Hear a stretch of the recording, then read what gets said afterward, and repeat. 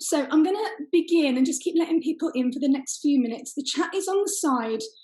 It's only me, so I'll try to write any things down that I can see as questions, but maybe best to leave any big questions until we have a break so that I don't miss them. Yeah. So just to start off by introducing myself, for those who don't know me, my name's Jen. I'm the owner of Soul Tribe Retreats and Soul Tribe TV, which is an offshoot of it, created by COVID, basically. So pre-COVID, I ran about 14 retreats all over the world every single year. And then obviously that all imploded with COVID, and I've built an online yoga school. And I'm very much interested in, at the moment, especially in core strength. I'm in my late 30s. I've been practicing yoga for about 10 to 12 years. And it's only when I started working specifically on core work, as in specifically in terms of training, that I started to find a really big difference in my yoga practice. And that's not just in terms of arm balancing and handstands and things like that. It's in terms of everything. I think when you've got a strong core, you get that float. Do you know what I mean? You know, when you see yoga practitioners where it just looks like it levitates and all the transitions are smooth, it looks effortless. It's not effortless, but it looks it. And you've got that kind of flow in the vinyasa. So it's helped in all aspects of my practice. And also in terms of my back pain, I used to have really debilitating back pain, and now I wake up in the morning pain-free. So that's kind of my background.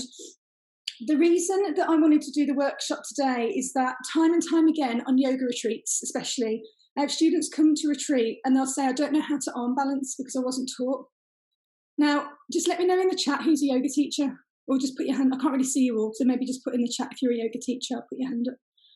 And I say to students when they go, well, no one's taught me. I'm like, oh, do you know, it's not their fault. It's not our fault because we get given an hour in a studio. Some of you get 45 minutes to teach a class, right? Let me know if you're one of those people who gets literally, like, there's an hour and then you're kicked out of a studio, and it's like, that's how much time you have. A lot of the time we don't have the time to go through arm balances properly. We might do it at the end of the class, but the problem is that by then everyone's burnt out. If you've done a really sweaty vinyasa with your students and then you try and get them to do an advanced arm balance at the end, guess what? Shoulders are burnt out, they're tired, they want to lie down in Shavasana. Okay? So the solution to that is to go to workshops. Well, with workshops, that's all well and good, but if you're anything like me, on a 3-hour workshop, I finish the workshop, I've forgotten everything that I've learned because I've been so in it and so present, and I haven't taken notes. Obviously, you can take notes in a workshop. That's in my workshops, I'm totally fine with that.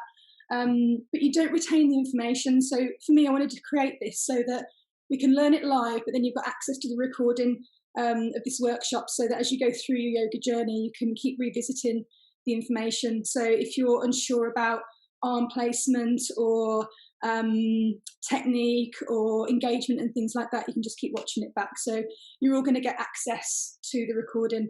And at the end of the workshop, I've got a new challenge that's launching in November, especially for those of you in the UK, I know, who are locking down. And I feel you, I'm British. I've got a 30-day challenge. It's going to start on the 3rd of November, so the day that you guys lock down for 30 days.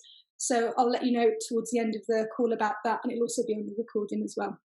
So let's get into it. I want to know, on the chat as we're talking, let me know what kind of barrier, those of you who are scared, put your hands up if you're scared of arm balancing for a start. Is anyone just a little bit scared of arm balancing? A few of you putting your hands up. Okay. Tell me in the chat why.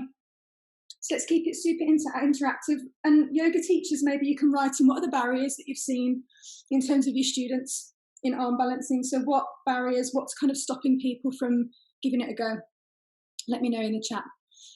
I've identified quite a lot during my years of teaching, and I've got kind of an answer for all of them. And you might have an answer, yoga teachers, you might have an answer for all of them, because I think we kind of do. We have this spiel, don't we, that we have. Getting hurt, wrists getting hurt, yeah.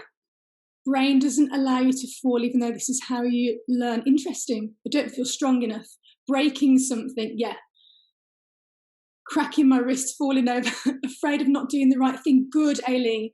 Afraid of not doing the right thing, of looking like a bit of an idiot in yoga class. This is such a common thing. Such a common thing in yoga. Falling on my head, falling on your face, weak wrists. And Anna says most students don't have the breakdown instructions, which is why I try and show them. Good. So I've kind of identified a few things. Fear of falling or fear of hurting yourself is a really big one. Okay, we think that we're going to crack our head on the floor. We think that we're going to collapse into a shoulder, that we're going to break our wrists. Honestly, you've got more chance of tripping over a step when you're walking down the street, especially if you wear high heels, than you have of hurting yourself in an arm balance. But Anna's right, you have to learn the technique. What we're not trying to do here is to fling ourselves into shapes, okay? This is why I don't allow my students to kick into headstands, or I'm trying to get them to work up into not kicking into handstands, so you press into everything. Because if you're pressing into things, you have control, okay? If you're kicking into anything, there's momentum, and where there's momentum, there's no control. You're like a free-flying object in the air. Okay, so with arm balances as well, you want to make sure that you are coming up slowly and engaging when you're there. So it's not about, and I see this, so people go, oh, I've got my crow pose because they've gone up for a second and gone back down. Yes, you're nearly there, but you're not quite. And you should totally celebrate getting your feet off the ground, don't get me wrong. But unless you can stay there for 5 breaths consistently for a few days, I'd say that's when you know that you've got your crow pose, for example. Okay, so and if I'm looking down, it's because I've got the biggest amount of notes in the world. And yoga teachers, do not be afraid of taking notes into classes and in workshops. I have a binder when I go into classes and workshops like this because I don't want to miss anything. And it doesn't mean that you're less of a teacher. It means you're prepared. All right. So don't worry about doing things like that. Anyway, aside. So yeah, fear of falling, fear of hurting yourself. Lack of people thinking they're not strong or lack of strength. I'm not strong enough. My arms are weak. My core is weak. I'm such and such an age, I'm such and such a weight, I'm such and such a body. People get in their own way a lot of the time, and you don't realise how strong you are. And a really good analogy that I'll give for this is if you look at these war-torn countries in history, and you've read these stories or seen these stories about these women who carry their entire families on their backs for days on end with no water, exhibiting the most incredible feats of strength. And then we think that we can't do that. We've got to wait for a disaster for that to happen. We don't. We can summon strength anytime that we want. And all it is mindset. Okay, you don't have to wait until there's a disaster or until it's needed to do that. You can harness that at any point. And we're all so much stronger than we think we are. But you have to exercise the mindset muscle, just like you have to exercise the body. And consistency is king. Also, barriers in terms of alignment and technique, that people don't know what they're doing. They see a shape and they've got no idea where the arm goes. They don't know where the leg goes. I've seen it before. I've looked at arm balances and gone, how on earth is that foot going in that armpit on that side? Okay, and all it is just breaking it down. And I'm going to give you a really, really simple way of doing that today. So I'm just reading some more of the comments. I'm not scared of falling, but fairly strong. Never seem to get there, but must be doing something wrong. It's not about doing something wrong, Sue, at all. It's about you're never doing anything wrong in yoga. And I know that sounds really kind of hoo-ha, but you're never doing anything wrong because if you're playing and exploring, you're moving in the right direction. And all it is a bit of a tweak. And I know Sue's practice, and Sue is 65, I think. You shouldn't mind me saying that. She's very, fine with her age. But she rocks arm balances. She's on our Core Academy and on our Soul Tribe TV membership, and she's got a really strong practice. So yeah, have more confidence in yourself, Sue, because your practice is flying, really is. And Andrea said sometimes it's just a tiny adjustment which makes you fly. Yes, it is. It's the tiniest little thing. It could be just moving your weight an inch forwards, okay, or it could be just engaging an accessory muscle like the serratus anterior, which we'll go through in a little bit, that you've never even known existed, that will just make a huge difference. So, what are we going through today? I'm going to read off I've got my 6-point setup here. So we're going to go through a 5-minute, not even 5-minute wrist warm-up. I'm going to show you in less than 5 minutes, but I want you to spend longer doing it. The issues with courses that I've been on before is that there's no wrist warm-up, like none. And you will injure yourself, okay? You need to make sure if you're practicing arm balances every single day, you must strengthen your wrists. You can't expect to hold your entire body weight on these put your hand around your wrist and just feel how small and how many tiny bones are in your wrist. You cannot expect to hold the entire weight onto these wrists without strengthening them, okay? We're going to talk a bit about shoulder engagement as well. So 5-minute wrist warm-up, we're going to go through it together, so I hope you guys are ready to move. And then we're going to talk about the one thing that links all arm balances If anyone can find one that it doesn't link, then I'll be surprised, but it'd be a good challenge for you guys. So the one thing that links all arm balances, and then I'm going to teach you one game changer technique, and it is an absolute game changer, and it's a hand position, which is just like mind blown, and it helps. I don't know any student it's not helped in the past probably 6 years I've been teaching this. It's amazing. We're then going to look at the setup and alignment for all arm balances, the one thing that ties them in together. And then I want to look at crow pose, side crow, potentially eccoparda, which I've got, potentially eccoparda, which is the one-legged version for some of you who are proficient in crow pose. Side crow, Kundinasana A and B. I find A way harder than I find B because it's twist. But Kundinasana A, that's the hurdler's pose. I'd like to get into Astavakrasana, crazy 8 pose, or the 8 limb pose. I'd like to get into flying pigeon. We'll just go for it and see how many we can get done. Because once you've learnt the foundation that I'm going to teach you, all arm balances get easier. There's a formula for every single arm balance. You're getting excited already. I'm like, tell me what it is. There's a formula that ties all arm balances together. And then at the end, if we have time, if we don't, I will email this to you. But if we have time, I want to give you 5 strengthening exercises that I do every single day. That won't take you very long, but it will literally strengthen your core, shoulders, wrists, everything, so that you can practice arm balances safely. All right, sound good? Yes, awesome. Eccoparda, Andrea says, is the one I'm scared to hurt my wrist. Yeah, I'd say with eccoparda, you want to make sure, if you're talking about Bakasana, crow pose, I'd say you want to get your crow pose first before you start working on that. So, let's start with the wrist warm-up. I'm going to take my notes with me. Go and grab yourself a little space. Make sure you can see the screen because I'm going to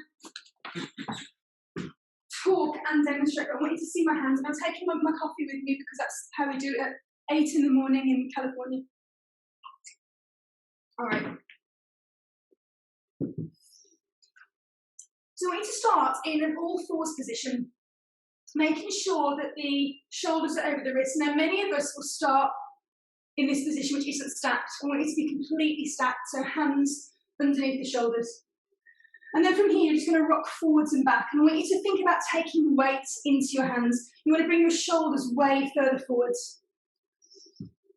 As you do that, keep going while I'm talking to you. As you do that, I want you to imagine that your hands are brakes as you come forward. So you're stopping the motion and pushing yourself back. To do that, you're going to grip with your fingertips and lift your second knuckle. So you're in this position with the hands, if you can see, it's kind of like a claw shape. So these are your brakes, forwards and back. This is a very, very important technique to learn for things like handstands and all arm balances. This is going to stop you from falling forwards. So the fingers grip, the second knuckle comes up. Awesome. Take a couple more of those. And you'll do this for a lot longer at home, guys. So maybe a minute on each of these exercises. And then from here, just turn your hands out to the side like a seal and go side to side. You're welcome to make any seal noises if you want to. Being that you're at home, you're all muted, by the way, so I can't hear you. Awesome. And then from here, turn the hands to face towards you. And if you're super tight in the wrist, you're going to stay with your shoulders stacked over your wrist. I want you to take a gentle dome with the back to take the pressure off. Now, just notice for a minute, if you sink the chest, you can feel the weight going down into your hands, right? I want you to push through your hands and then dome your back. And by doming, I mean making a dome between the shoulder blades. So you kind of lift the energy up and you suction in your navel. And notice how the weight kind of comes towards the sky now rather than down to the earth, so you're not dumping. And then for those who are going well, if you're open, you can start to take your bum back towards your heels, just enough so that the palms of the hands come a millimetre off the ground. Just a millimetre. And breathing. So every single day, guys, if you're serious about arm balancing, you can add it to the beginning of your yoga practice. Or just do it at any point in the day, but make sure you're doing this every single day, religiously. Nice. Okay, guys, from here, just roll out your wrists a second and bring your hands back onto the ground. I want you to make sure that you can see my wrists, so if you need to come forward and look at the camera, do so. There's a technique that teachers use where they pop up onto the fingertips. Now, this isn't that useful because we're never in that position in yoga. okay, unless you're an advanced arm balancer and never in that position. So instead, I want you to pop up onto your first knuckle. So you can see here how all the fingers are on the ground, but the palm of the hand is lifted. So we're going to be mimicking this break position. Drop down, lift up, drop down. Now try not to have the weight back. This is really easy. I want you to bring your shoulders over your wrists so you'll feel it. Lift up and drop down. Lift up and drop down. This is hard, it's supposed to be. Eventually it will get a little bit easier, and eventually you'll be able to do it in a full plank pose. I'm working on that, so I can't show you just yet. It's very, very strong, but obviously for now, keep working into this position. Take a couple more. Nice. And then from here, come back into a child's pose. And then just look up at your hands. I want you to spread them really wide. And then I want you just to tap your hands on the ground. Notice how easy that is. We've not got weight into them. So we're working on like gliding through nerves here and finding mobility. Now just start to lift up into a tabletop. Keep the arms straight. Keep tapping and notice how it gets harder, harder, harder. So you can feel the forearms and all the nerves in the arms. Keep tapping or trying to tap, and then come back. When you get into child's pose, it's way easier. Minute. It gets harder. It gets harder. It gets harder. Nice. And then coming back into your child's. Good. Do one more if you can. You feel like your forearms are on fire. I'm with you. This is such a powerful technique for strengthening the wrists. And then back into your child. Keep tap, tap, tap, tap for 5, 4, 3. Keep tapping. 2, 1. And then roll up. Oh, roll out your wrists. So heat immediately all the way through the forearm. Such a quick way to warm up, roll out through your wrists. And then a really nice one that I love to do is to sit onto one heel, lift the other foot up, and then you're going to make a massage device with the back of your knee. So you're going to lift up, put your wrist or forearm into that joint, and then you're going to squeeze like an accordion. And that's going to feel so good, honestly. And you can go a little bit further up the forearm, a little bit down. So good. Everyone's doing, you can make it like quite a, pretty kind of woo situation of a kick if you want. If you want to be a bit extra today on a Sunday, you can do that. They're just squeezing like a concertina and changing sides. So there's no excuse really, guys, not to warm up your wrists, because you can do it whilst you're watching the TV. First thing in the morning. Doesn't require a mat, doesn't require any particular equipment. Doesn't require any special clothes. You don't need to put your favourite yoga outfit on. But make sure you do this every day, because strong wrists are important. And even just for yoga in general, like downward dog, guys, it's meant to be a resting posture. It's not going to be that way if you're going to, practice with weak wrists. We need to strengthen. Do a couple more of these. All right. And then squeezing. All right. I'm going to come back towards the camera for a second. All right. So I want you to have a little think about arm balances and what they truly are, okay? And what I want you to understand more than anything is that every single arm balance, every arm balance starts off as a very simple regular yoga asana. Every single one. So all an arm balance is a progression. That's it. Okay, just like a progression for a low lunge, Anjaneyasana is lifting the back knee. And for a beginner, that's a big progression. Okay, just lifting that back knee is a big progression. As you get further on in your yoga journey, the arm balance becomes a progression of the easier posture. And then eventually you get a handstand variation of it. Somebody's created something that's way harder. So it's literally just a progression. So let's have a little look at, actually, let's do this interactively. I'll give you the first one. Actually, no, I'm going to get you to guess the first one. So what is crow pose in its most simplest form without an arm balance attached to it? Let me know in the chat. What posture is it? Engage the brain. Think about the shape of a crow pose. Let me know in the chat. What is it? Some of you are looking very confused. Dead bug, yes, flip it over. Child's, good Leah, child's pose. Very simple, watch. This. Okay, look where the feet are compared to the bum. The feet are in a pointed position here. And all I'm doing is adding in the arm balance. Same position, there's no difference. All right? Okay, what about, yeah, yogi squat as well, good Liz. What about, I'm going to try and give you a hard one. What about yogis who know this, Ekapada Kundanyasana B or hurdler's pose? If you know what that is, hurdler's pose, what is the easier version of that? Let me know. Shall I demonstrate it? Chaturanga, no, not quite. No, Andrea, I'll show you. Oh, I just kicked my coffee across the floor. What's this? Without the arm balance.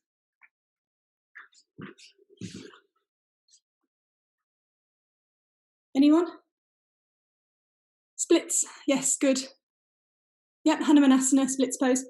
What about, let me give you a little bit of a harder, let's give you an easy one, another easy one. What about Ekapada Galavasana? I'm going to go this way for you. What about this one? What's this?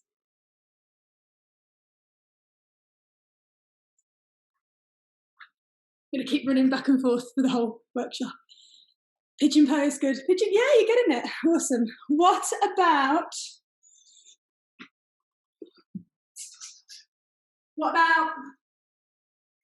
let's go with modified side crow. Very modified side crow. What's this? A little bit of a harder one. What's that?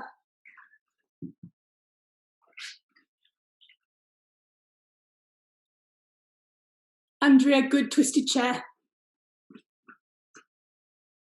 It's here. Now imagine that the floor was there. So the arms just go. Turn this way so you can see. Twisted chair. Floor is there.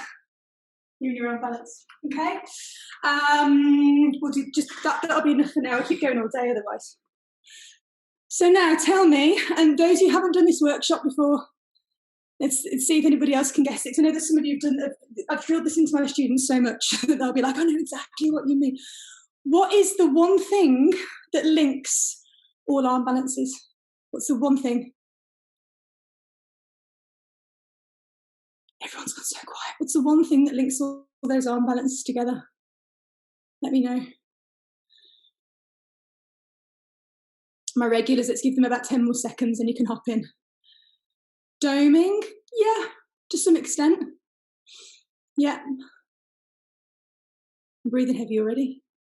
Beverly, chaturanga arms. Chaturanga, that's it. Every single arm balance, there's only one, really. I mean, and handstand is not an arm balance, it's a hand balance, a different thing. An arm balance is where you bring part of your body onto your arms, okay? Whereas the handstand's a freestanding thing. Every single one has chaturanga arms apart from crane pose, which is a straight arm variation of crow.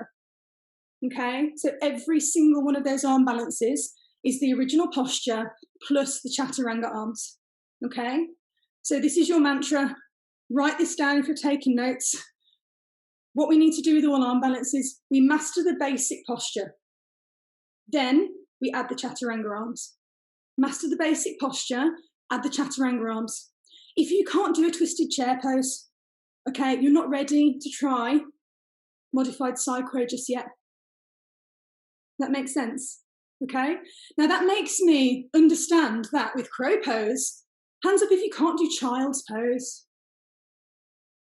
Okay, so for me, crow pose is such a lovely entryway into arm balancing because everyone can do the leg position. It's not like you're struggling with flexibility whilst doing arm balancing, because the issue is that when you try to give somebody who's a beginner in terms of arm balancing something like flying pigeon or grasshopper or the hurdler's pose, Kundanyasana B, if they're tight, they've got to contend with flexibility and strength issues. It's too much. Okay, whereas for me, I think it's a really good idea to train the original position first, so the basic either standing or lying or seated position, and then add the chaturanga arms, okay? So I think it's easy to assume, and it is, I think, correct to assume that the barrier for a lot of people with arm balance is correct chaturanga arms, okay? Who does this in crow pose? Just let me know in the chat so I know what I'm contending. Who comes into crow pose like this, with this squeeze the knees to the outside of the triceps? Write in the chat, I'm a squeezer, so that I know I'm a squeezer. Who comes into crow pose and has this situation? Wobble, wobble, fall. Write in the comments, I'm a wobbler. Okay, and who does this where they come halfway and then they end up falling back? Just put, I'm a faller. So they don't go far enough and they go backwards and fall out of the posture before they're even there. They're the three most common ones that I see. Lee's a wobbler. Sometimes a wobbler. You can be all three as well. That's okay. I'm a squeezer, but learn not to. A bit of a wobble and a squeeze. Okay. So if you look at all of those issues, it's nothing to do with the legs, right? All of those issues are to do with what's going on in the upper body. Okay, and it's important to remember that. So what we're going to focus on in a minute is proper technique for chaturanga arms, okay, or for that position, because that is the thing that marries everything together. It's going to simultaneously stop you wobbling. You're going to be able to brace your body, brace your core, brace your shoulder girdle. It's also going to stop you from falling back because you're going to find the right alignment in your chaturanga arms, okay?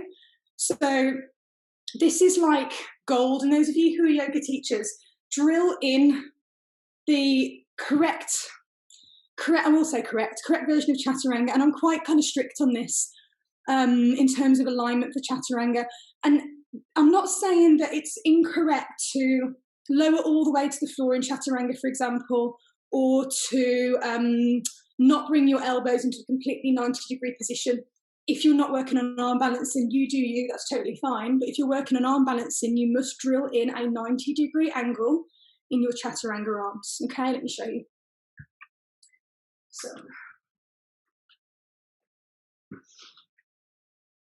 I see a lot of this in chaturanga. So I see people come into tabletop position, the elbows will come out to the sides. We see that a lot. Yoga teachers, yeah, you'll notice this a lot. So elbows are coming out to the side. If you're doing that in terms of arm balancing, you've got nothing to balance on because your elbows are out to the side. I see people coming forwards and their shoulders and their wear over their wrists, they're coming back here. So the elbows are dropping back further than the wrists. Okay. So all of these things, if they're practiced over time, when you come into arm balancing later on, your brain is going to compute that with doing what I call a bad chaturanga. And your body will think that's the correct position. Okay? Let's just backtrack a minute so I can tell you what I'm talking about. So if with all arm balances, we need a 90-degree elbow, a 90-degree angle at the elbow like chaturanga, for example, crow pose, look where the elbows are in relation to the wrists. They're directly over. Okay, they need to be directly over the wrists. They start at 90 degrees, of course, as you get more proficient, you push up towards straight arms. But to begin with, you're going to have a nice deep bend in the elbows. For things like Asta Vakrasana, let me go where you can see the elbows. Asta Vakrasana needs a 90-degree bend at the elbow. So watch the hands are facing forwards, watch the elbows, they bend. The elbows are directly over the wrists, not behind, not in front. They're directly over, okay? This is why it's really important, guys, that you practice chaturanga at a 90-degree angle at the elbow if you want to get strong for arm balances. So rather than doing this, we'll start on our knees. Rather than doing this and collapsing all the way down to the ground, okay, and you've lost that angle, pause a 90-degree angle. So we need to shift forwards for a start. The shoulders have to go further than the fingers because if I stay stacked and I bend from here, see how the elbows go behind the wrists? Okay, that's not a 90-degree angle. We've gone further back. So in order to get that angle, you've got to shift forwards. Okay, and then as you bend, your elbows come to stack directly over your wrists. Try that for me. As you've got some space in your mat. Shift forwards. Now, interestingly, as you shift forwards, you're going to feel all these engagements start to happen through the side body. Okay, so the intercostal muscles, the serratus anterior, all that's going to start engaged. TVA, the deep core muscles. Shift forwards. As you bend your elbows, come to 90 degrees. Now don't collapse, push back up, and rest. Okay? People who are strong, chaturanga. Now, many of you, if you can't do this, please drop your knees until you're strong enough. Shift forwards, elbow high only, stay there, stay. So you can push back up.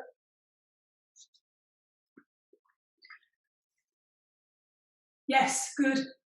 Now, the amount of people who've been doing yoga for 5-10 years plus, who still belly flop, or as I used to call it, dry humping the floor, this. And it's become a habit. A lot of students, when I've taught my retreats, I've encouraged them to go back to knees on the ground to get the alignment properly and to gain the strength to then do a proper chaturanga. Chaturanga is a very, very advanced skill. It's not a beginner's. Full chaturanga is not something you'll get immediately. Okay, you need to really work up to getting the strength. And if you need to drop the knees, you're much better dropping the knees towards the ground than coming into a full chaturanga and not getting that angle. Another really nice way to practice the transition from chaturanga, up dog, down dog, you know, if you're in a class and you want to practice this, is to hold that 90-degree position at the elbows and then flip the feet, getting ready for upward facing dog. I'll show you. It's not a traditional method, but it really works at being able to brace the body into that position. So let me show you. So say you're in downward facing dog. As you shift forwards into plank, you might need to shuffle a little further forwards, because if you've got a very long downward dog, say you're here, you're going to be nowhere with the shoulders over the fingers. So as you come down, you're going to go back, and then that's where we collapse.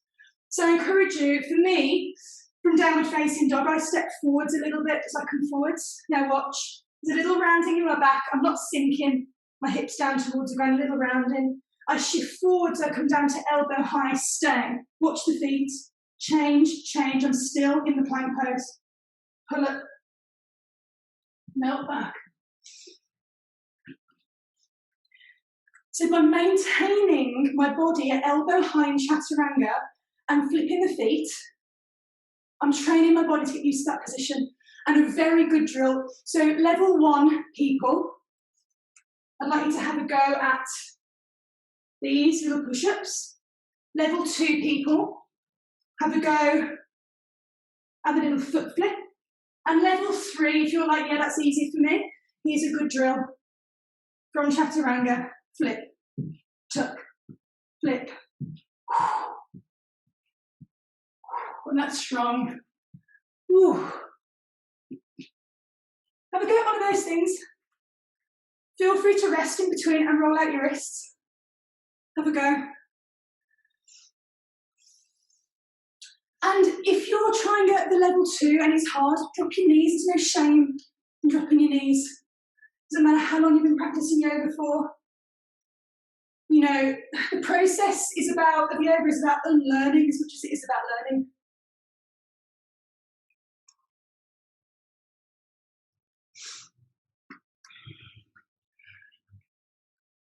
Good, really nice, guys.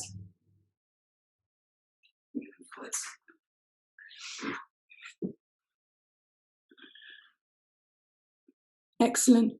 So the shoulders are way, way forwards. Looking good, guys.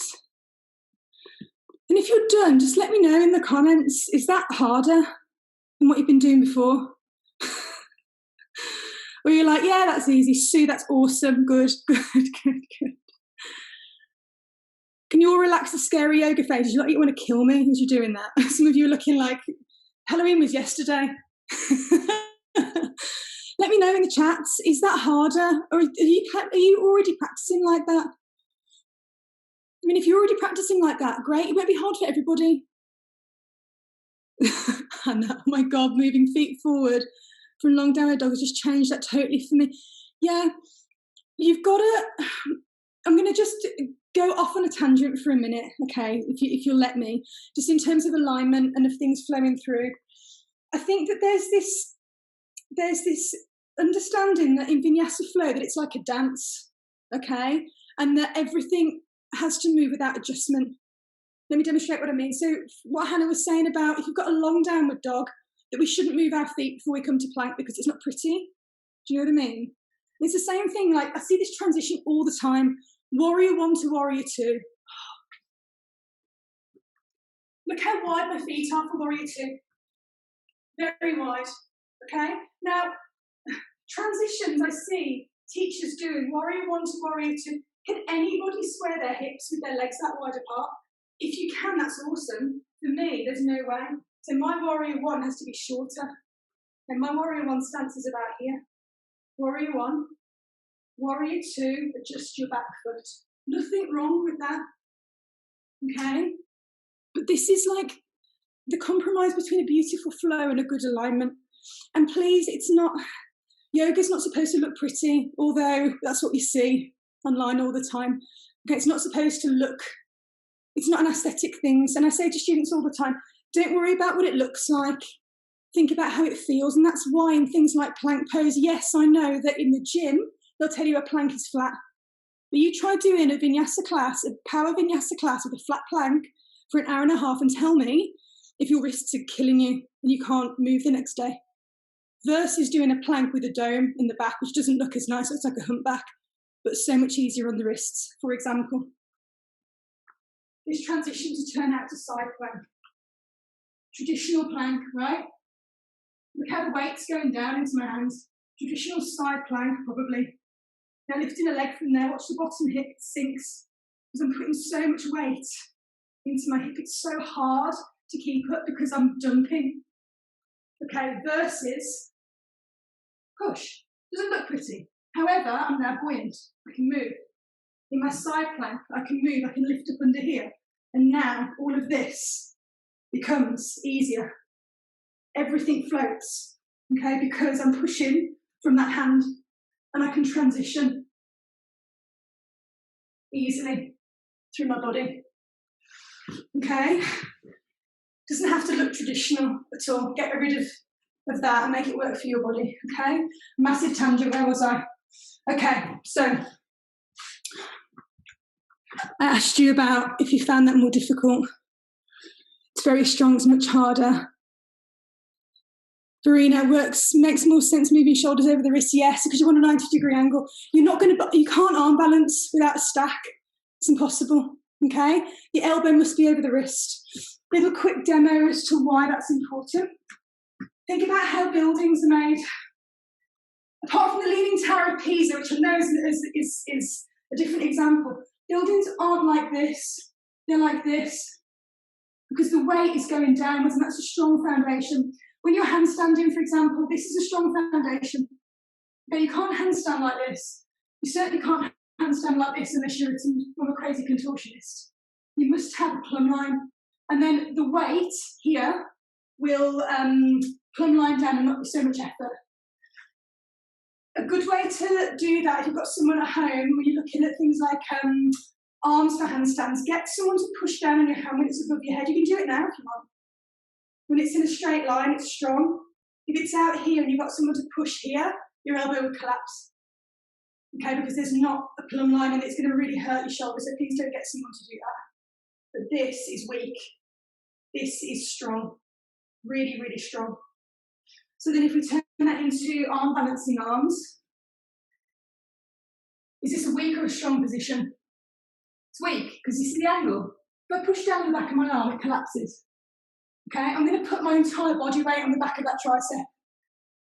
If I have this position, I'm going to collapse. There's no way. I'm going to stay up unless I've got the strongest core in the world.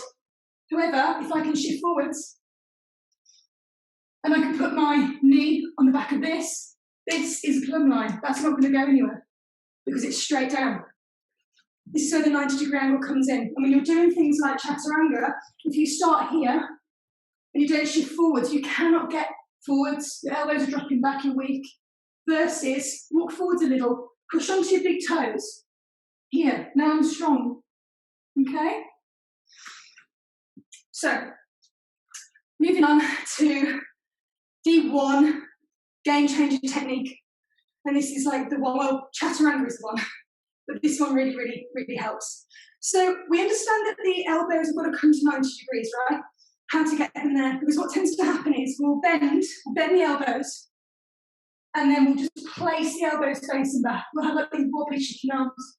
Do this for a second. Put your hand down by your knee, bend your elbow, and just do this. And you'll see teachers say all the time that cue, stick the eye of your elbow back or point your elbows back. All you're doing then is you're rotating a joint. Okay, you're not using your muscles. Anyone can stick their elbow back. Okay, my elbow's back, but is it strong? No. Okay, so the technique I'm going to show you is, you know, there's jam jar hands. Lift your hands up. Now, bring your elbows out to the side a little bit. I want you to imagine you're opening 2 jam jars that way, strong. Watch the elbows.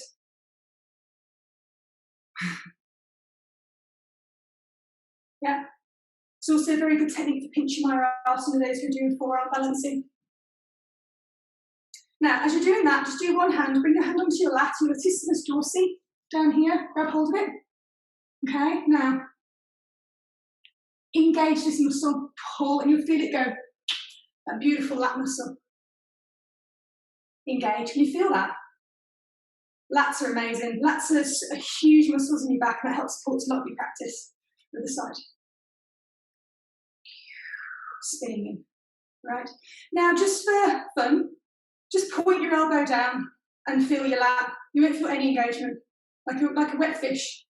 This is what we do. You see a lot of people doing this in yoga. They'll have these flaccid, relaxed fingers on the floor like this for arm balancing. And they'll just stick their elbow back, and it's like, okay, nothing's engaging, you're just moving a joint. Versus, spread your fingers out, lift your elbow, squeeze in, lat goes, and locks into position, like a lock, okay? Now, just watch for a second. I'm going to come as close as I can without cutting my hands off. This is difficult to see, so I'll do it both directions for you. So, with your arms straight in a tabletop position, bring your hands on the floor. You're not going to move your hands out, you're going to energetically grab the floor. So it's like you're turning a corkscrew under the ground. Watch the eye of the elbows, forwards. But they engage, they don't just stick forwards, they point forwards. And then with the elbows forward, see if you can move that arm. You shouldn't be able to push your elbow joint back at all because you're engaging. Okay, versus if you just stuck the eye of your elbow back like this, you see, it's like a break, it's just a joint, right? Whereas if you use the jam jars, you engage. This is engaged. Okay, the arms are spiraling. And then from here, you cannot move this arm. Try that for me. Let me have a look. This is a really difficult one to do via Zoom, guys, because I'm normally going around like moving your arms like this to make sure that it's working. But if you do it yourself, you should be able to feel it. See if you can move your arm around. So I'm going to have a little look and make sure that you guys know what I'm talking about. If you've got no idea what I'm talking about, raise a hand or just type in the chat and I'll do it again.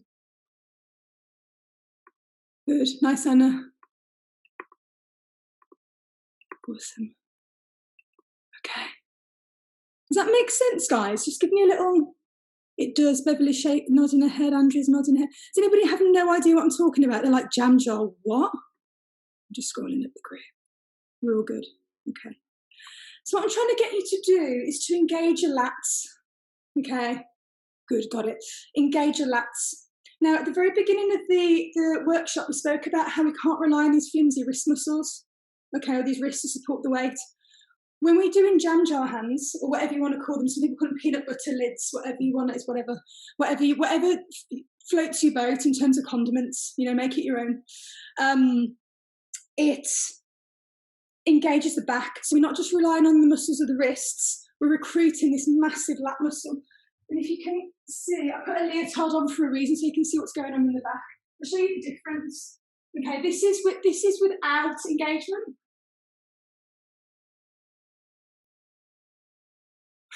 This is with. I don't know if you can see the difference.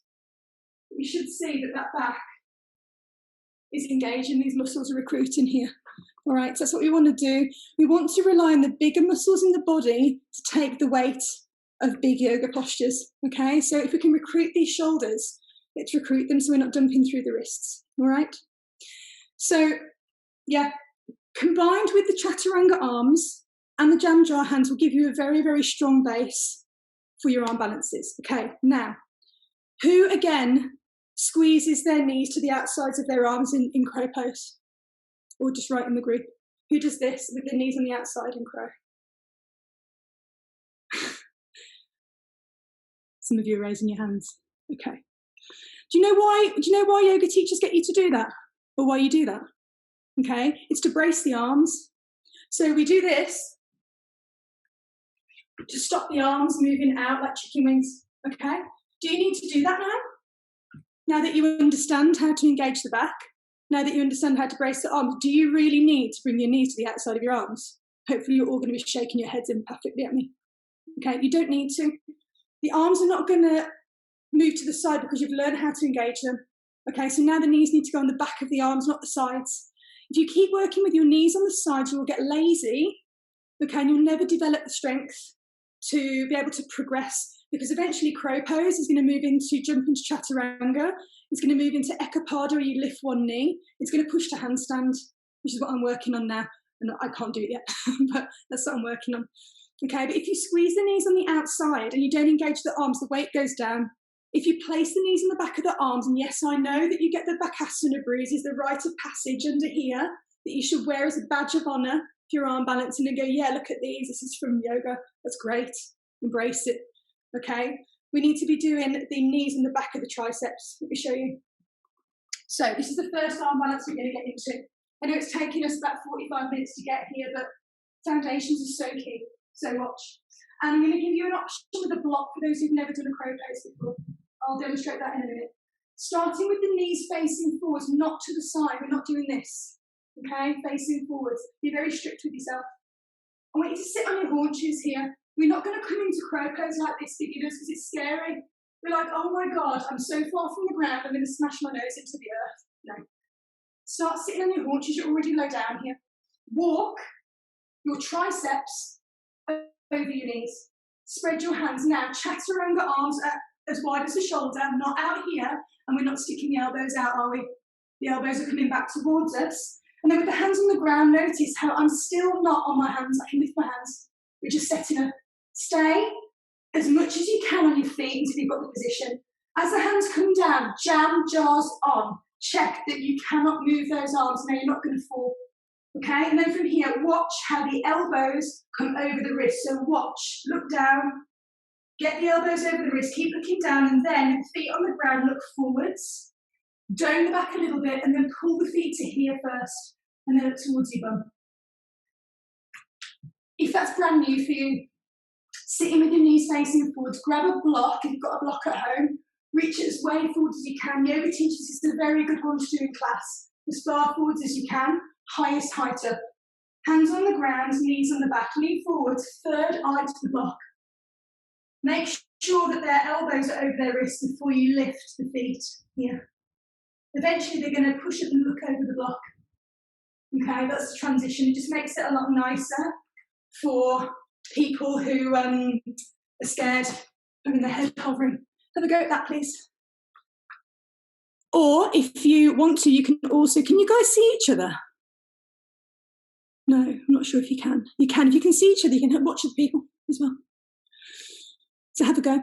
And crucially, if your arms are wobbling, guys, you must put your jam jars on. It means that you're just not engaging enough. The arms should not wobble. Have your hands quite far back towards your feet, Hannah, so bring your hands further back. Yes. Now elbows point backwards. Yes. Now squeeze the jam jars and go slow down. So much slower. But you've got it. And there's always that little thing of panicking as you get your feet up. You're like, I'm doing it. And then the arms go. Okay, so keep the concentration and slow it down to like a tenth. Remember how I said about no momentum? We don't kick or fling into arm balances because that's when we do land on our noses. Yes, Hannah. Now stay when you're there. Who else have we got? Verena, let's have a look. Andrea, very good. Really good. Keep reaching the crown of your head forwards. Beverly, yes. Good. Toes to your bum now, Beverly. Toes to your bum. Lift up. Yes. Good. Very, very good. Nice, guys. Dominique, go for it. Slow down a little bit. Leah, very nice. Leah, toes to your bum. So I want you to get your toes to meet your bum at the back. Okay. As I'm scrolling through, just give me a wave if you can do crow pose easily and stay for 5 breaths. Yeah. Andrea's like, yeah. Liz is yes. Marina's yes. Okay. Ekapada Bakasana then. Until you can do Ekapada Bakasana, I'm not a fan of jumping back to Chaturanga because I don't think it's safe. You've got to be able to press into Chaturanga, so you're not just like, I see people shooting their legs back. We've seen that before, and it's like they only just get there, and I'm like, oh my God, their noses. Whereas if you can do Ekapada Bakasana, where you lift one leg, it means that you've got the strength to start lifting up and out of the posture. So then your Chaturanga goes like that rather than like that, right? So Ekapada Bakasana, this one takes a while, guys, and I'm certainly not the most amazing at it, but I'll show you. Knees facing forwards, and I like to come in from crow. I know people come in like this, okay?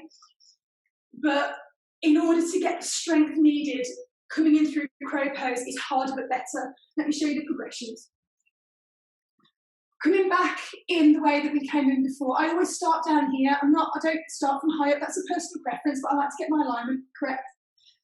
Knees on the back of the triceps. For Ekapada to begin with, have the knees a little lower down, so not in the armpit. They're kind of closer towards the elbow, but not on the elbow. And then coming forwards, as you find your crow pose, you want to dome your back strong. So watch, I push and I dome. And then from here, see if you can bring one knee to the middle. Okay, that's your first progression. What will tend to happen is that the free arm will buckle and move outwards. Jam jaw has to be very strong on that arm that has no weight on it. Okay? Try that if you are able to hold a crow pose for a while. Maybe. And it's so much harder. One-armed arm balancing is like mind-blowing stuff. It takes a long time. And then if you're easy with that little knee, transition to the centre. Let me show you full Ekapada. Now, because anytime you extend the leg out of the back in posture, the leg gets heavy. So the central axis of all arm balances is the hips. If you move a straight leg out that side, the weight's going to go towards that leg, right? So to counterbalance it, the head, which is the heaviest part of the body, has to go that way. So it's like a concertina. When the legs are collected together, we keep the energy in. When a leg moves out the back, the head's got to go equally out. So it does this, like a big jellyfish moving. Okay, if you don't do that, you will go back towards where your leg is, which is fine. You're not going to hurt yourself, but you're not going to get the balance. So crow pose. Shift a knee. Crown of the head lifts. This is Ekapada Bakasana. Okay? Option to have a go with that if you want.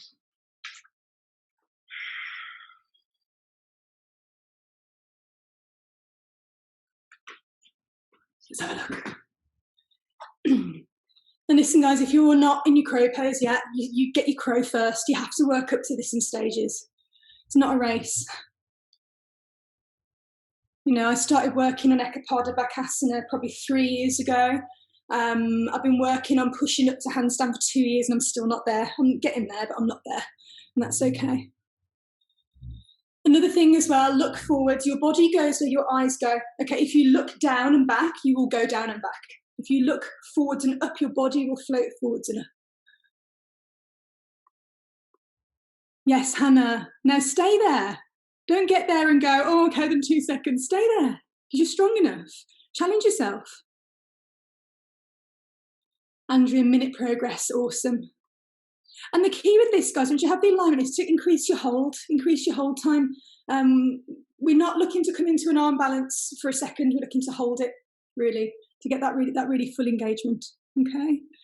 So Bakasana and Ekapada Bakasana, before we look at, I'm not going to teach jump into Chaturanga because I don't think anybody is full with the Ekapada Bakasana. And jumping Chaturanga is just jumping Chaturanga, but I would really advise you not to do that until you can dome the back, because you want to get some space between the floor and your back, so when you come back, you're not going down, you're not collapsing, all right? Any questions on Bakasana before we move on to the next one? And you'll start to see a theme as we go through now with all the other arm balances that we do, all right? Okay, so let's have a look at side crow. Now, side crow is an amazing posture because there's so many progressions. Okay, you can do a version on 2 arms. The full version is on 1 arm. You can split the legs into Kundalini B. You can do fallen angel. It's just beautiful. Remember how I said how you want to master the basic position and then add in the Chaturanga arms? Okay, type in the chat for me, what is the basic position of side crow? What's the original position of side crow before we add in the arms? Let me know in the chat. Make sure you're still awake. So what is the preparatory position? Twisted chair, twisted chair. Good. All right, so twisted chair pose. Let's do this together. Feet together, knees together. What tends to happen in twisted chair pose, we pop a knee. We do this kind of like situation. So as you bend, to stop the knees popping, you want to squeeze your inner thighs together. So put your hands in between your thighs and squeeze like your life depends on it, and then keep that engagement. All right, now bring your hands to heart space, sit your bottom low. Okay? From here, as you inhale, lift the rib cage up a little bit. And as you exhale, pivot towards the right side and bring just the tip of the elbow to the outside. We're not coming all the way down here yet. Hold this. Now the core is engaged, you're not collapsing. I see people doing side crow like this. Again, you've got this flappy arm going on. Lift it up. Okay, and then from here, I want you to just pretend that the floor is to the side of you and then release your arms. Okay, tuck this top elbow in using your lap and then get your fingers ready. Okay, maybe bend your knees. It looks quite animalistic, doesn't it? All right, good. And then from here, changing sides. Knees together. It's a very powerful position. You can half-arse all of these, guys. You can half-arse all yoga positions so they're just like easy. But I advise you not to, because this is where you build the engagement and the strength to hold that position in the air. Hands to heart space. Lift the chest a little, sit back. Tuck the tip of the elbow and twist, so don't collapse. Push up so the thumbs come towards the breastbone. And then we're here. Not here, here. Notice how the arms are in Chaturanga, sit low. Okay. All right. And then when you're ready, you can release for a minute. And just watch. So same thing, same body position, but we come in from a squatted position, all right? So from here, I'm going to just put a block, 2 blocks, at the end of the mat. There's a variation you can do that's easier for beginners. I'm not sure about how I feel about it yet. I've had a couple of goes with some students. Some like it, some don't, but we just play with stuff and see what works. So the knees are together. From here, I like to bring my top arm up and over so I can really get that elbow on the outside. Now my fingers are going to face to the side of the knees. You're going to try your best to keep these knees in alignment. You might pop forward a tiny bit, but try not to if you can. Now from here, Chaturanga arms. Look where your elbows are. I'm going to pivot so you can see me. Okay.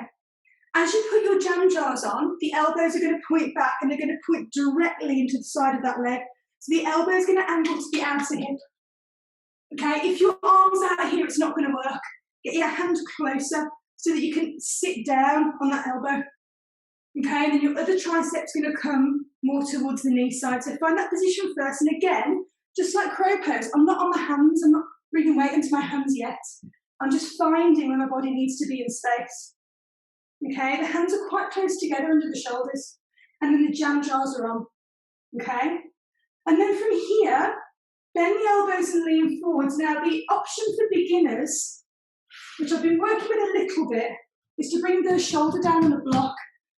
Let's have a go at that. It's something I've only started playing with recently. So we'll go a bit further forwards. Shoulder to the block. Okay, so you can rest on it. And then it's the same situation as crow, so you can push your shoulder off and squeeze. Now, some people find side crow easier than crow because the head is closer to the ground and it's not so scary. okay? You're welcome to try and use the blocks or not. I'm not sure if that makes people dump weight yet. As I said, it's something that I road test a lot of stuff on students. I encourage teachers to do that as well.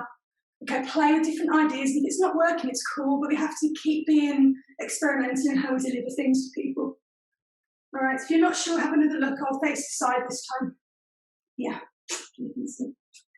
So, 2 points of contact to begin with, the back elbow, the front tricep. Hands are not going to be out here because I can't sit on that elbow. It's got to come in. Chaturanga arms, jam jars on, elbows back. Now stay low, crawl onto that leg and lift. Okay. So you see that there's a pattern forming here. Preparatory position first. Stay low, chaturanga arms, jam jar switched on, then gently glide into position. Don't fling your body into it. Good. Yes, nice. I can't see names because I'm so far away from the screen, but I can see you guys rocking it really well. Awesome.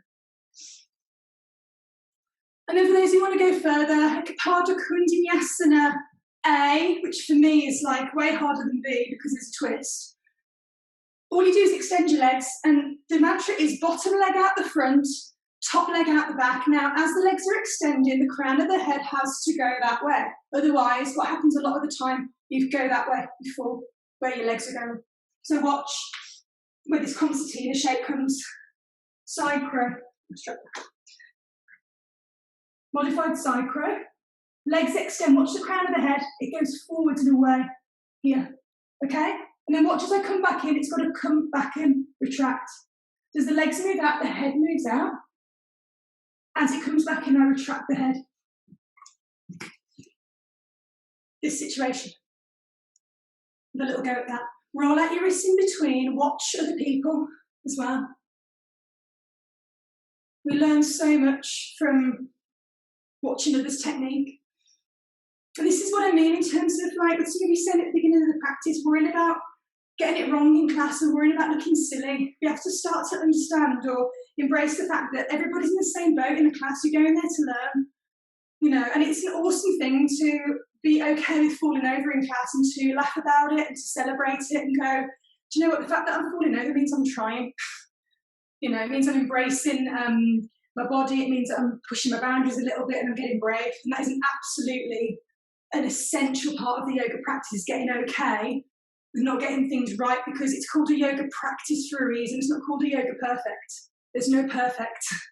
We just practice and practice and practice and get a little bit better each time. Okay? So I'm going to show you a couple more variations of side crow. I'll show you the full variation. So for those who are working on Ekapada Kundinasana with one knee off, this might be a good option for you. And then let's have a little look at Fallen Angel, which is a modern fun posture, but not to be done if you have a bad neck, please. So for the full variation of side crow, I come in a different way. So I'm no longer bringing my hands to the side, I'm facing the front the whole time. From here, I bring one arm up and over and I trap my tricep, not my elbow, and it's getting into my tricep now. So it's a deeper twist. Planting the hand on the ground, notice how it's facing forwards, and then now that's trapping my leg in. If my hand was facing this way, I would slide off my knees. I would slide my knees off my arm. So by facing the hand forwards and putting my jam jar on, I am locking my knees into my tricep. Now this hand moves out. And I like to bring mine a little bit wider. Jam jar's got to be strong on all three arms. You know, arm balance has got to be strong. And then from here we launch forwards. And we balance here. Okay, the bottom's high, we're looking forwards. Full variation. So have a little go. It's a totally different entry point. And what you should be feeling is the lat engaging on that free arm. You should feel this part of your body strongly. Nice. And again, if you're struggling with the modified side crow, maybe stick with that. The only The only difference with side crow is that if you don't have a stronger spinal twist, so if you find it hard to have your knees in one direction, your hands in the other, and you've got a strong upper body, some people find this one easier because there's not so much flexibility needed, but there's more strength to get in. So it's a generalisation, but a lot of men, my male students will find the full version easier because they're a little bit tighter in the twist. They find it harder to keep their legs really together in the twist, but they're stronger in the shoulder girdle, so they find coming in traditionally for the one-armed version easier. Just something to consider. And then for Fallen Angel, I'll just show you Fallen Angel. So Fallen Angel, you come in the modified version. Now, please, if you don't practice chin stand, where you bring your legs and you have your chin on the ground, don't do this.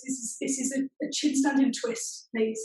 You know your bodies, the adults make good decisions.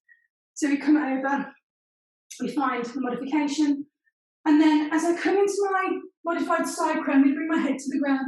Now I'm simultaneously going to drop my right shoulder and lift my legs up.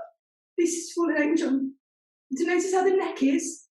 Eventually there's not a lot of weight on that neck, but when you first start off, it's going to feel interesting because you're here. Okay, over time you'll just rest in your temple. I'll show you once more for those who want to give it a go. And the key is when you drop the shoulders, do it slowly. So you're not just dropping into your shoulder. You need to simultaneously. Notice this concertina theme throughout. As this shoulder drops, the legs need to lift. So it's moving from a closed position into an extended one. Everything in yoga, everything does this. Okay? I'll explain a little bit more why that's very important for spiritual practice as well in a minute. Watch again. Hover, head, now drop and lift at the same time.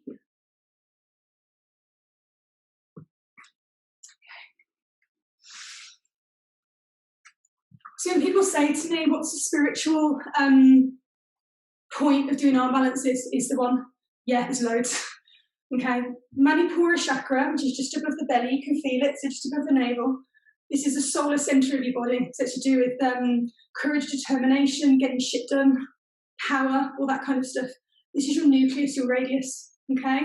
So all arm balancing and all powerful movements in yoga, like core work, radiates through this solar energy, so it gives you power and purpose in your life. Also, as well, it's interesting to know that we all start off as one nucleus beings, okay? And babies move from this space. A newborn baby doesn't know what their limbs are. They can't differentiate a hand from a foot or right from left. It's why when you see those videos of tiny kittens, anyone got a kitten? Or loves kittens? I'm such a cat person. And you get little kittens, you've seen videos probably of this. They're lying down and the mom goes, or the human mom goes, and the cat goes, and then babies, you tickle a baby's finger, all of its limbs come up, okay, like this. Yeah, go and find a baby or a kitten to play with. We radiate from this nucleus, it's coming back to the animalistic expression of yourself as well. So it's not just about putting yourself into pretty shapes, you are coming back to that kind of childlike, that kind of like womb centre of your being. It's a primal practice. We're supposed to crawl, we're supposed to balance, we're not supposed to be sitting on chairs. So it's a very spiritually powerful practice, not just a pretty picture as well. Okay, I'm digressing a little bit. Do we have any questions on side crow? Did anyone have a go at Fallen Angel? We're all looking a bit scared of it. Fallen Angel, again, is something to work up towards. And, if you're not sure of it, then I would do it under the guidance of a yoga teacher who practices.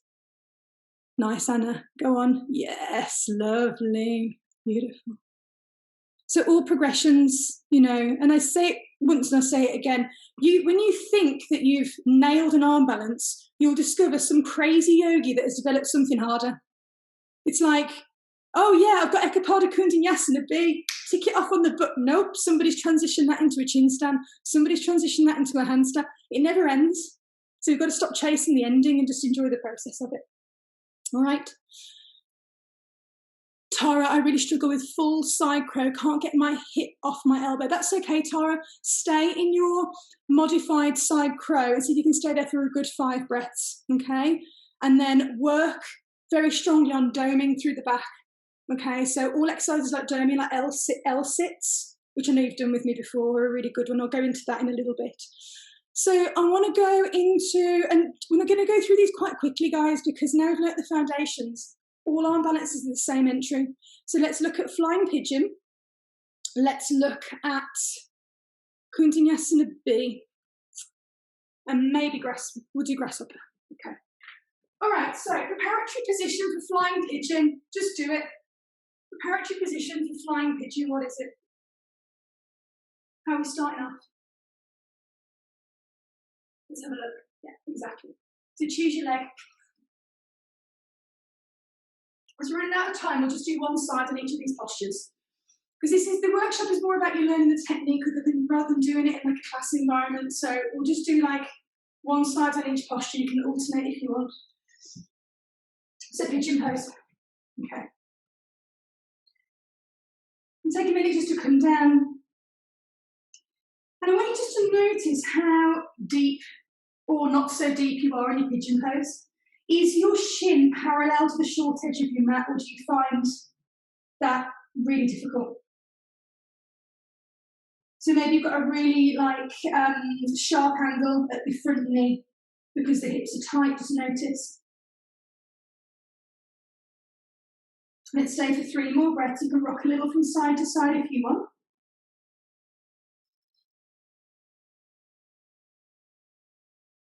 And then when you're ready, just come up and pause in the upright position. Notice the angle of your shin. Is it parallel to the short edge of your mat? Mine certainly is not. Okay, maybe you've got more of an angle on the front, but just notice. Okay? Then just come to sit down on your bum so that you can face the camera. So, flying pigeon. This shin, the outside of your shin becomes the anchor. So this is where the triceps are going to go on to. Start off in a C6 figure 4 position. Okay, if you're anything like me, this is hard. Like my rotation and my hips in this rotation is difficult for me. I'm more open in the hamstrings, but anything like pigeon or double pigeon is difficult. So understand, guys, that if this is hard for you, okay, you may need to come into the modified variation of flying pigeon. I'm going to show you both. So for me, I probably still should do the modified, even though I'm going to demonstrate the full for you because some of you will be more open than I am. Okay, you can stay here for a minute and maybe see if you can just walk your chest up. This is the position that you need to be in the air, right? But without the hands behind you. Okay. You can stay there and watch in this position while I demonstrate what's going to happen. So, this is how I get in, and I do modify because of my tightness. So I'm going to come in via a figure 4. So again, I'm making that position with the leg. The shin is parallel to the front edge of my mat. Important to remember that when a lot of you are doing pigeon, you're probably in this position. I am. So this is a massive progression already. Okay, so just be aware of that. And then as you come down, the first entry point here is to bring the forearms onto the shin, and this might be as far as you go. If you can't touch your forearms on your shin, you need to work on flexibility. All right, this is where you stay. If that's easy for you, as you bring your hands down, the triceps are going to come on the shin. I'm going to turn around to face the front so you can see. This toe needs to be flexed. I'm going to wrap it around the tricep, so I'm not relaxed through the foot. I'm going to lock it in through the tricep here. Bring my fingers to the ground. This is your second variation. You can stay here. This is already very deep for me. So you can start to join in when you want to, taking those 2 variations. And then for those who want to go for the arm balance, again, because I'm tight, I have to put my hands down. I have to shuffle my supportive foot back a little bit as I bend my elbows. That gives me space. And the modified variation, guys, if you're tight, you bend the back and you don't extend, because it might be too much for the hip. Okay, the full variation, you lengthen the back leg, and my foot should be up towards the sky eventually, but because of tight hips, it's not. Doesn't mean I can't practice, I have to modify. All right? So preparatory position for this is pigeon pose, then figure 4. You need to make sure that you can get the forearms onto the shin. If not, you work in that figure 4 standing position. As you bring your hands down towards the ground, this foot needs to hook around the tricep here, so it's not going to slip off. Okay, and then jam jars on strong, bend the elbows and go for it. I'll show you once more.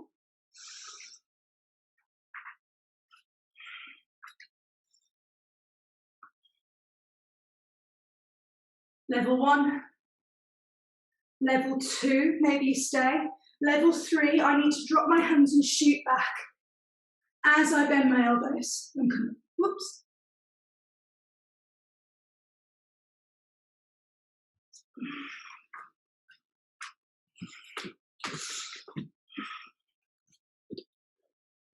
So notice how this one has got a lot to do with flexibility. Okay, it's not just about strength now. And that's what I mean. It's like just because you can't arm balance or you find it hard to do certain arm balances is not about how strong you are. It could be that you're tight in the hips. It's the reason why arm balances are easy for some arm balances are easier for some people and others aren't. Andrea says, shuffling the foot back was like magic for me, yeah. Don't be frightened to shuffle into positions, okay? I know we see like these flows where everything moves from downward dog without any adjustments, but that's not real life yoga. Please make sure that this foot is flexed. It's got to be strongly flexed, the foot that's in the figure 4 position. Nice. I'm just clicking through to have a look at you, guys. Awesome. You've got time to try the second side if you want. Go for it, Beverly. That's a really good position. You're opening the hips as well, which is really nice. Go for it, Celine. Hook that foot around the tricep. Now, elbows right over the fingers. Go for it. Yes, point the toe, point the toe, point the toe, Celine. Point that toe. Yes. Anna, beautiful. Nice. Good. Really lovely, guys. Nice. Okay, let's move straight on to, what did I say we were going to do? Kundinasana B. Now, if you have blocks, I find it easy when I'm teaching people who are just starting off to do Ekapada Kundinasana B on blocks because it gives you a little bit more height, especially if your split's not that good. So rather than starting in a regular split position, it's like a turned out split, isn't it? So I like to prep like this because it's turned out. Okay, this might be really difficult for some of you, and if it is, this is the modification. So it's a half hammerman turned out. Okay, so have a little play through this. Again, you can change legs. If you want to try the other side, you can. Have a little move around, slide in if you want. So always, always, always prep in the the entry position first before you can. Another really good one to do for Kundinasana B, just keep the split position, I'll show you, is to knee to tricep. So 3-legged dog, knee to tricep is good. Okay, here. You can also get into Kundinasana B from this position as well. I'll show you 2 entry points to get in a moment.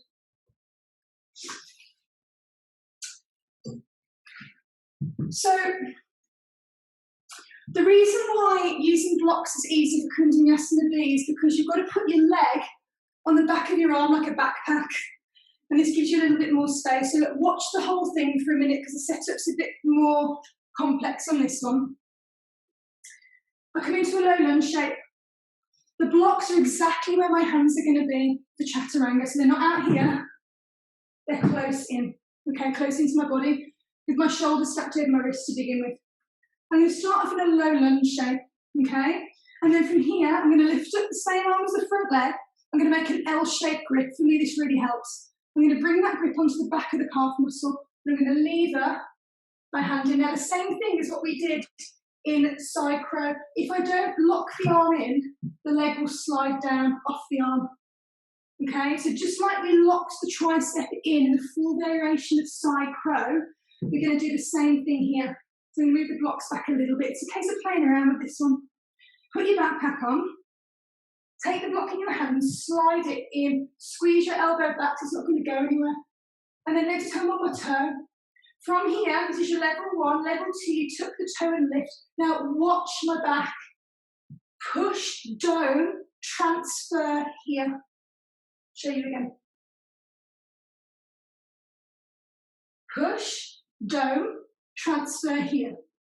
Okay, yes, you can come in the same way like this, which is fine, but I feel like coming in from the floor helps you find that engagement. It's harder, and I'm a fan of doing things the harder way sometimes.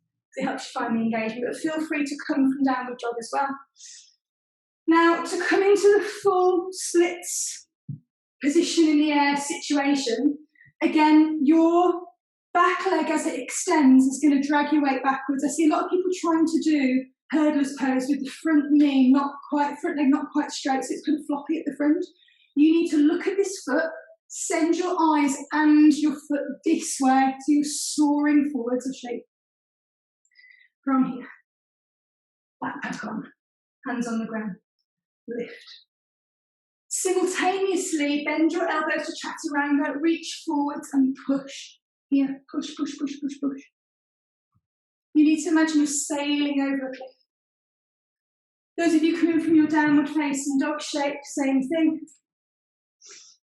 Knee to tricep, push. And you can see where my body's going to something else eventually. Now, you don't have to have a very strong split to do Kundalini B. It's deceptive. It looks like I'm doing the splits in the air. I'm not. I can't do the splits on that leg. But it's deceptive, so don't worry if the front leg isn't completely straight, but I want you to straighten it as much as you can. And the important thing is to send energy through the foot forwards. So energetically look at your foot and think forwards and look like a rocket, going forwards and out. Have a little go. Nice. Verena, that was good. You there? Have another go. Nice. Beautiful. Now bend those elbows, Verena. Look forwards at the same time. Shoot forwards. So bend the elbows. Now shoot forwards. Go. Eyes to the front foot. Eyes to the front foot. Yes. Yes. Good. So good. There, you've got it. Did you feel that? Everything moving as a unit forwards at the same time. Right? Good. Okay. Grasshopper, we're in that time. I'm going to go over 10 minutes if that's okay. People need to shoot off. I totally get it. I'll be sending you a follow-up email anyway, but I want to carry on a little bit just to add in. I want to do grasshopper because someone's working on grasshopper. I want to do Astavakrasana, and that'll be the last two. If that's okay. So stay with me if you can. I always go over. Oh, sorry. Getting excited. So grasshopper pose. This is one where you've got to really work the preparatory position because grasshopper is very hard. There's a hip opener, there's a twist and an arm balance at the same time. All right. The prerequisite is figure 4. Which side am I decent at? This is hard for me as well because of the hip position. We flex the foot. The preparatory position, we start off in a figure 4, we make a prayer position and twist towards the sole of the foot here. Oops. And then for the full one, I like to hold the sole of my foot again so I'm not super flexible. That sole of foot's going to come there. This is preparatory. And if you can't do this, guys, most of you won't be able to do, we don't do the arm balance. Okay, if you are there, let me turn this way so you can see what I'm doing. I'm trying to kick a cat or anything like that as I do this. Preparatory. Hands down, keep the foot where it is. You're on one arm. Here. Now, see the position of the body, twist, hip opener, arm balance, all those things. A good way to prep it if you're interested in doing grasshopper is here. Oh, well, that feels good. Try that. Figure 4.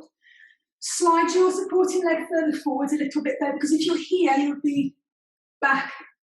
And don't forget that you're actually standing, you're in this position in the air this time, so it's a bit different to your flying pigeon pose, so you can keep this leg a bit more extended. Sole of the foot flexed, tricep into the sole and twist. This feels so nice on the QL muscle at the back. Ooh, I haven't done this one for a long time. Good. Then if you can do that, and the foot is truly on the tricep, you can try it standing up. legs. And obviously, guys, if you're trying grasshopper at home, you must warm up first because you're not going to just come into a deep figure four position with a twist straight away. So you must warm up your hips and you must warm up your twists. Crow pose, you don't need to warm up for a lot, but this you do. Yeah. Okay, from a different angle.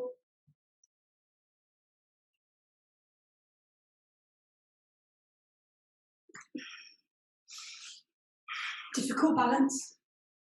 Good, good. When you get up, it feels awesome. See any comments, come forwards. Any questions as we go through, let me know. Thanks, Liz. Awesome. Anyone doing that? Anyone getting there? Let's see as I go through. Nice setup, Hannah, good. Nice, Verena. Go for it, Andrea, so close, so close. Good guys, really nice. You guys are rocking it, really good. Go for it, Andrea. Look forwards, forwards, forwards, forwards. Yes. All right, guys. And for the last one, I just want to go through Astavakrasana, 8-limbed pose. I love this. And I'll try and show you, just to finish off, how to link 3 of those arm balances together. So potentially Astavakrasana to Kundanyasana B to chin stand, which might work for some of you. And again, I'm going to do this on blocks just because for beginners, it's easier because you get weight off the floor.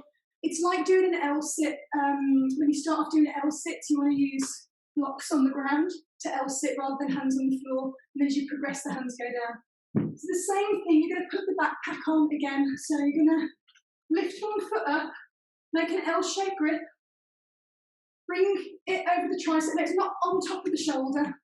It can just be between the shoulder and the elbow. It's here. Now, rather than having the hand there, it's going to fall off. You've got to lock it back. So watch where the block goes, all the way back there. You cannot move the leg. It is there for life. You're going to be stuck there forever. Hands are where they should be for chaturanga arms. Now lean forwards, lift just the bum. This is your level 1. This is strong. If this is hard for you, you must practice L-sits. And I'm going to email you. I'm not going to have time to go through it, I don't think, but I'm going to email you a 5-exercise sequence to do every day to build strength for this sort of stuff. If you can, you're going to push into the hands, lean forwards, and lift everything. That's your level 2. Have a go. Hands on the floor, it's the same thing. Same thing. Nice. Good. And then for Astavakrasana, have a look at this. Complicated action. You've got to extend the legs and bend the elbows at the same time in this one. So, lift, cross. Now this is your level 3, you can stay here. Now watch. As I shoot the legs to the left, watch my elbows, they bend, bend, bend, bend. So it happens at the same time. Elbows bend back as the legs push to the side. So it's a whole body movement again, coming into Astavakrasana. Work it up in stages. So start with that one-legged L-sit, and maybe you stay there. Maybe your variation's here, or here, or here. If you want to go forward, you have to look forwards. Look forwards. Send the legs. Awesome. And just to move back a second, the prerequisite for this is bow and arrow pose. So you would prep this first. Okay, and you would also prep L-sit first. This or this first. Test that out. Okay, so you've got the leg in the open position that you need to put the leg on top of the arm, and then you're working on the strength of the hip flexors and psoas to lift up. Okay? And then for those who are wanting to link arm balances together, I just wanted to show you the possibilities. I'll do my best to do this one, it's been a while.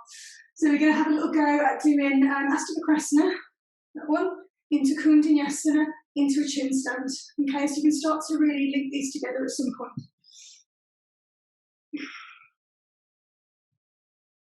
Astavakrasana, Kundanyasana.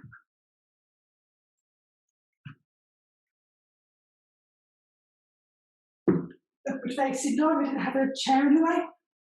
Downward facing dog.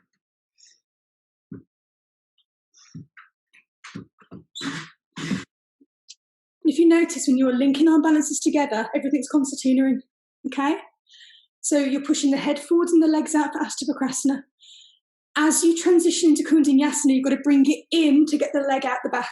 So it does this, it's this jellyfish thing, okay? And all it is understanding where your midpoint is, getting the midpoint strong with your chaturanga arms, jam jars strongly on. And when you're using blocks, jam jars on the blocks is the same thing. Okay, and the body concertinas in and out, all right? Any questions? Andrea, do you squeeze the legs together when you stretch the legs out? Do you mean in Kundalini? Let me know, Andrea. So let's recap as we're running out of time a little bit. So stay with me as we just go through the main points. I'm going to go and get the coffee back. And that breath and my notes. So feel free to ask questions as we go through. Andrea, in 8-pointed pose, do you squeeze? Yes, you do. So you are going to squeeze your thighs in that 8-pointed pose. You're going to squeeze your inner thighs around your arms. You're locking it in. And then as you flex your feet, that creates a lock. So you've got to do this with the feet. Yeah, strong. So to recap, so make sure that you do a wrist warmer, please, before you start arm balancing. So I would say to you that if arm balancing is something that you really want to learn, you do a few rounds of sun salutations and a wrist warmer. That'll take you 10 minutes. You've got time to do that before you start working on arm balancing, handstands, things like that. Then the one thing that links all the arm balances together is chaturanga arms and jam jar hands. Get those down. Practice your chaturanga. Get it solid with the jam jar hands. Drop back down to your knees. Even if you've been practicing yoga for years and years and years, it's a marathon, not a race. And it's such a humbling thing to do, to drop your knees and then just admit that you need to start again. There's nothing wrong with that. And it's actually, and I say to students all the time, the mark of an advanced yogi for me is not the one that can do all the crazy shit in the front. It's not. The mark of a advanced yogi is one that can go, okay, I'm willing to strip everything back and go back to the basics and start again. It's such a humbling thing to do, okay? And it absolutely knocks the ego into check as well, which is an amazing thing. You know, the willingness to do that will stand you in such good stead. So working on wrist warm up first, then your chaturanga arms and your jam jars. When you practice your arm balances, go into the original version first, okay? So if you're doing flying pigeon, pigeon pose, figure 4, build it up slowly, slowly, slowly. Don't progress to the next variation until you can hold the first one for at least 5 breaths consistently over a few days. So your crow pose, can you hold your crow pose properly and comfortably before you start working on Ekapada? And that could take you 2 years. Okay, it could take you 2 years of just building that up. So once you've got it, you then need to increase your time so that you've got it held. And then strengthening exercises as well. If you have time, I mean, chaturanga should be enough if you're doing basic arm balances. If you're interested in the one-armed arm balances, handstands, things like that, I'm running out of time, but I am going to send you a list, a demonstration of 5 exercises. I might film it actually today or tomorrow and send you a video of it. Just 5 exercises that I do every single day that strengthen the wrists, the back, the core, and it'll take you like 10, 15 minutes. So making sure that you have a real plan for your arm balancing journey. Don't just chuck it in at the end of a yoga class because you're going to be tired, depleted. It shouldn't be an afterthought. Okay, arm balancing is as important as the stretching part of a yoga sequence. It's as important as downward facing dog. If it's going to be practice, it needs to be done with a sense of reverence, with a sense of yoga. So it's been honoured. It's not just something to throw in to show off an arm balance, in my opinion. And it really is such an empowering way to practice. It makes you feel like a freaking rock star when you can balance on your hands and float your legs around. Okay. Just reading some of your comments really quickly. Makes you want to do 30-day core. A lot of the people in here have done our 30-day, 28-day core academy. You're welcome to come and join us on that. I'll be putting some details in the email that I send you. Another thing to mention, that I said I was going to announce at the end is I know I was going to launch Core Academy 2 this month, but I want to do something a bit different. I want to save that to January. I'm going to do a very big launch of something really exciting in January. It's going to be a longer course.